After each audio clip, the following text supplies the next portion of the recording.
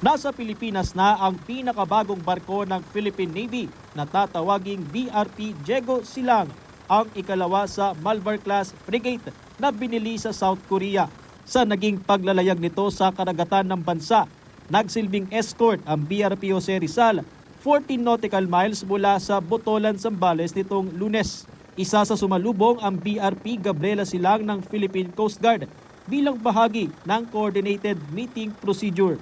Bukod sa isang routine encounter, isinasadiwa rin ang legasiya ng mga bayaning sina Diego at Gabriela Silang na nagsisilbing gabay sa Philippine Navy at PCG para protektahan ang soberanya ng Pilipinas. Dadaan pa sa acceptance procedure at commissioning ang bagong warship bago ito opisyal na mapabilang sa active fleet ng Philippine Navy. Napapanahon ang pagdating ng future BRP Diego Silang. Ngayong nagpapatuloy ang AFP Modernization Program at magiging dagdag puwersa sa pagpapatrolya sa karagatang sakop ng Pilipinas, kabilang na ang West Philippine Sea. Upon joining the active fleet, the 2nd Miguel Malvar-class frigate will enhance the Philippine Navy's operational readiness, maritime domain protection, and capability to uphold a free, secure, and rules-based international order. The overall posture that this will give to the Philippine Navy and the AFP is that we have more capable ships that could patrol our maritime domain for longer periods of time.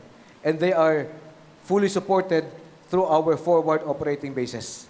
Natapos naman na ang joint visual inspection ng Philippine Navy sa 6 na Abukuma-class destroyer escort na inalok ng Japan sa Pilipinas. May rekomendasyon ng isinumite sa Department of National Defense na siyang magdedesisyon kung tatanggapin ng mga Japanese warship na nasa 30 taon nang nasa serbisyo. It is probably most likely undergoing deliberation now at the level of Joint Headquarters or Department of National Defense. It doesn't mean that if these are old or 20, 30-year-old ships, we could not use them.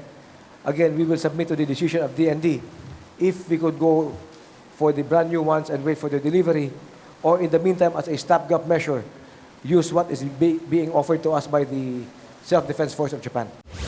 Samantala, pinalalakas pa ng Philippine Army ang kanilang drone capabilities sa harap ng mga nagbabagong hamon ngayon sa seguridad.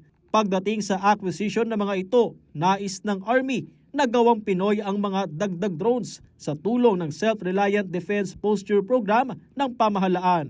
If you look at yung Russian and Ukraine, and drone as a very big part of those conflict. I think that's the way ahead. Part sa mga technical working groups natin is to ensure that these spares should not be coming from, alam mo na hindi ma-compromise yung ating